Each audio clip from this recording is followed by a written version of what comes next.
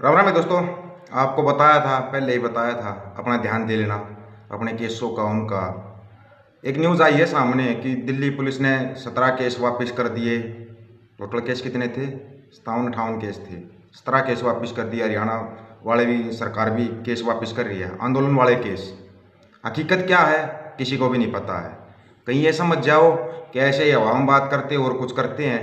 आपको क्लियर सुना देंगे, दिखा देंगे और बता देंगे बात कैसे बताते कैसे नहीं बताते।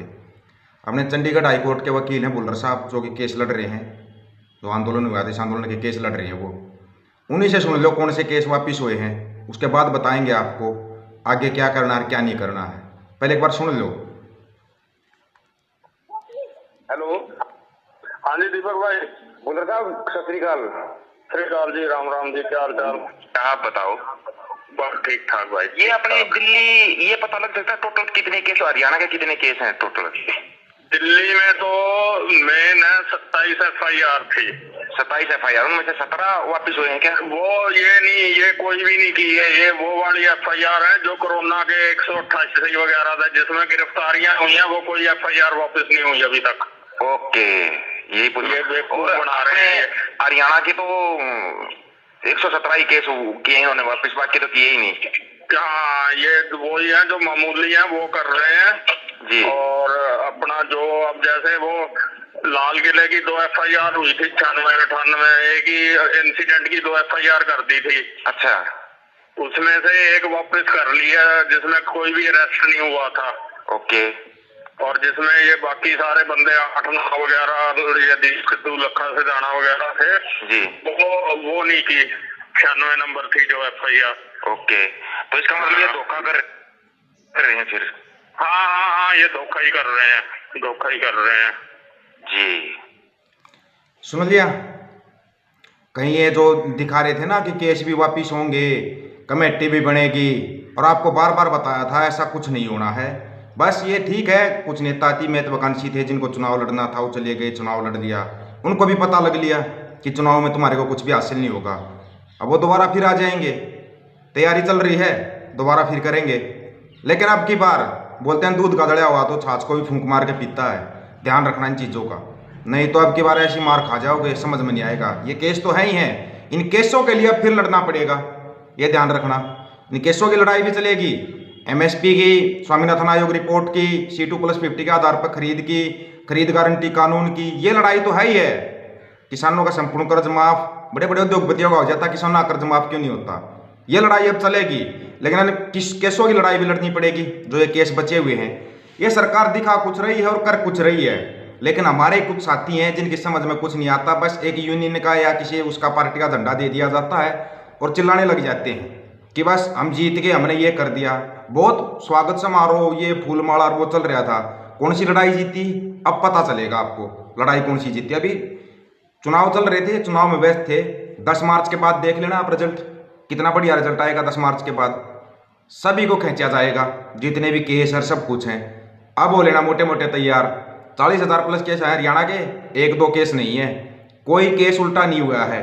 ये बस एक बार आपको ना बोलते हैं मीठी गोली देनी थी, इनको चुनाव लड़ना था, चुनाव में अपना वो दिखाना था कि हमने केस वापसी कर दी, हमने रिपोर्ट बना, कमेटी बना दी है MSP गारंटी के लिए। बनी कमेटी, जिस टैनी मिश्रा के लड़के ने गाड़ी चढ़ाई थी वो तो बाहर घूम रहा है। जिन किसानों के ऊपर गाड़ियां चढ़ाई गई उन किसानों के परिवार वाले जेल में हैं। ये है इंसाफ, और यही इंसाफ मिलेगा आपको।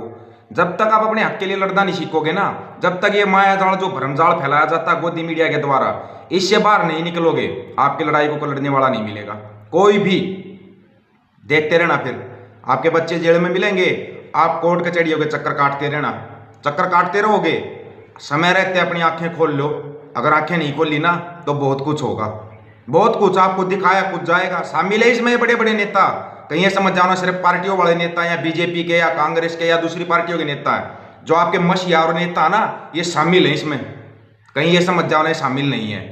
और हरियाणा वाले तो बहुत कुछ शामिल थे। हरियाणा वालों को मना मत करना, कहाँ कहाँ शामिल थे।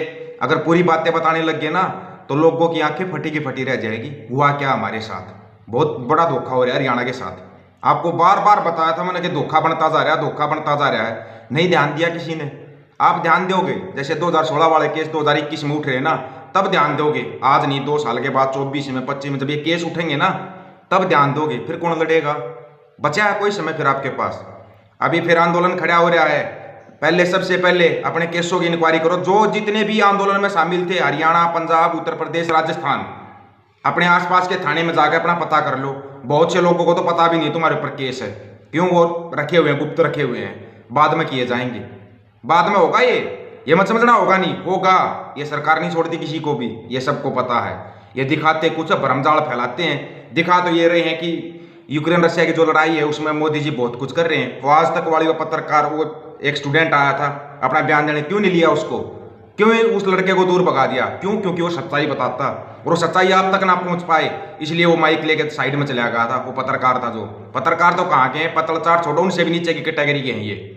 लेकिन लोगों को समझ में नहीं आ रहा, नहीं आ रहा आपकी समझ में। आपको बिल्कुल शांति से बार बार समझा रहे हैं, अपनी आंखें खोल लो। आपकी आंखें अभी खुली नहीं हैं, कहीं ये समझ जाए खुल गई हैं। क्या समझते हो? इस आंदोलन से अगर पूरे हिंदुस्तान के और एवरेज निकालोगे ना, 2% भी लोग मुश्किल से जागरूक हो पाए हैं। 2%, 135 करोड़ की आबादी में, और विदेशों तक डंका बजा था इस आंदोलन का, बजा था ना।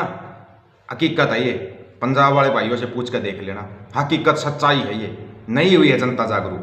और सबसे पहला काम क्या था? लोगों को जागरूक करना, लोगों को बताना कि आपके हक अधिकारों को कैसे मारा जा रहा है। नहीं कर पाए वो इसलिए नहीं कर पाए, करना था उस काम को, गांव गांव में जाकर भी करना था, सब कुछ करना था। लेकिन कुछ नेताओं की महत्वाकांक्षा ना लेके बैठ गई इस आंदोलन को, और ये सच्चाई है। कुछ नेताओं की महत्वाकांक्षा, जिनको कि बड़ा चेहरा आप लोगों ने बनाया था, किसी और ने नहीं बनाया था। आपने इतना बड़ा चेहरा, इतने बड़े मसीहा बना दिया था उनको कि वो जो भी बोलेंगे बस वही फाइनल है, और वही आप मार खाओगे। अब वो मार अब खाओगे, उस मार से बचना है और आगे कुछ करना है। अभी दोबारा फिर उठ रहे आंदोलन, ये बता दिया आपको पहले, इतना पहले बता दिया है। ये बीच में जो आंदोलन उठ रहे ना, कभी किसी चीज के लिए, कभी किस चीज के लिए, इससे ध्यान हटा लो। और केस वापसी का होगा, अभी केस वापसी का, और जो एमएसपी गारंटी कानून, किसानों की संपूर्ण कर्ज माफी, स्वामीनाथन आयोग की रिपोर्ट और खरीद गारंटी कानून, इसके लिए आंदोलन होगा। लेकिन उस आंदोलन से पहले अपने आंख, नाक, कान सब कुछ खुले रखना। अगर खुले नहीं रखे ना, फिर धोखा खाओगे। अब की बार धोखा नहीं आने दिया जाए किसी को। हर बार पहले ही बता दिया जाएगा आपको, आपके साथ ये होने वाला है। क्या करना चाह रहे हो आप खुद देख लो। ऐसे नहीं कि कहीं पर बोल दिया आ जाओ, वहां पे महापंचायत है, भाग लो। जगह जगह महापंचायतें होंगी, क्योंकि तुम्हारे मसीहा आएंगे। अब उन मसीहाओं की महापंचायतें होंगी। जिसको जाना है जाना, हम नहीं जाएंगे, नहीं जाएंगे। हाँ, जो मीटिंग है उसमें जाएंगे। मीटिंग में ये पता करने के लिए क्या होना क्या नहीं होना। जो मीटिंग होनी है अभी बता देंगे किस डेट को है, उस मीटिंग में जा रहे हैं सभी। ये मीटिंग है, उसमें भी ये पॉइंट रखेंगे। और किसी भाई का कोई पॉइंट है, लिख सकता, आराम से कमेंट बॉक्स में बता सकता है कि ये पॉइंट छूट गया था। आप आराम से अपनी सजेशन दे सकते हो। आपका हर एक पॉइंट आगे रखूंगा, हर एक पॉइंट। और रखे, पहले भी रखे, अब फिर रखेंगे। अपने पॉइंट रखेंगे, जो जनता के पॉइंट है ना वो रखे जाएंगे। यहाँ पर किसी नेता के तलवे चाटने से काम नहीं चलेगा। अपनी लड़ाई खुद लड़नी है, खुद लड़नी है तो अपने से होशियार हो जाना। आपको इतनी पहले बता दिया। और कोई केस वापस नहीं हुआ है, ना ही कोई कमेटी बनाई गई है, ये आपके सामने क्लियर कर दिया है। और ये जो बोलते हैं ना, कुछ एक कमेंट कर देते हैं, घर पे बैठ कर बोलना बहुत आसान है।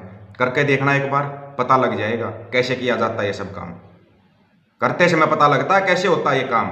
इतनी जल्दी ऐसे नहीं हो जाते ये काम।